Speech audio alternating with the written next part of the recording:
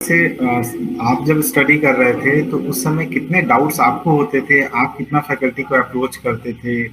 कैसे उसको sort out करते थे? क्या तरीका आपका रहता था? एग्जाम से पहले जब मॉक टेस्ट देता था मैं, तो मार्क्स का फ्लक्चुएशन रहता था। तो हमारे कोचिंग में एक मेंटर थे मेरे, तो उनको मैं अपने marks day to day time पे भेजता रहता था हर टेस्ट के बाद। तो उससे फायदा ये रहता है कि आपको हर टेस्ट से पहले एक मोटिवेशन रहता है कि मैं अच्छे मार्क्स स्कोर करूं। कहीं ऐसा ना हो कि मेरे को अपने मेंटर को कम मार्क्स भेजने पड़ जाएं। तो क्योंकि टीचर के साथ तो रहता ही है, थोड़ा पर्सनल बॉन्डिंग हो जाती है, तो उन्हें अच्छा नहीं लगेगा कि अच्छा बच्चे के कम मार्क्स है टाइप से। और फैकल्टी को मैं डाउट्स के लिए बहुत अप्रोच करता था।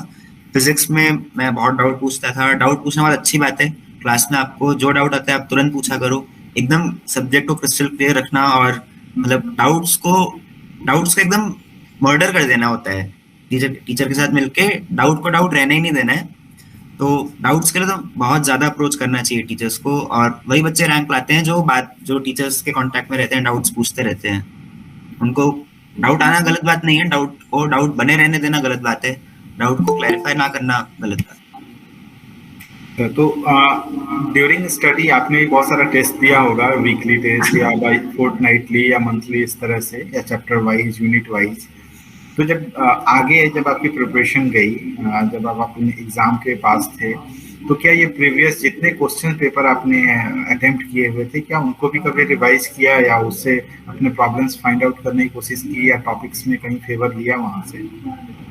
जो क्वेश्चन गलत होता था पहले तो उसका खुद एनालिसिस करो कि ये गलती कैसे हो गई, मैंने एग्जाम में ऐसा क्या सोचा कि वो गलती हो गई।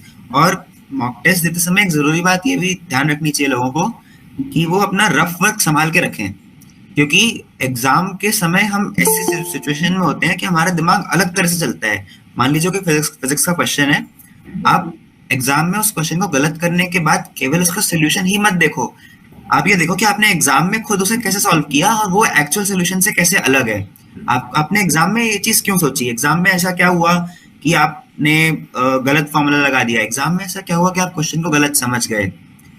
इसको देखने के लिए आपको हर हर मॉक टेस्ट का रफ वर्क संभाल के रखना होता है। Rough work is the most important part of your mock test giving method.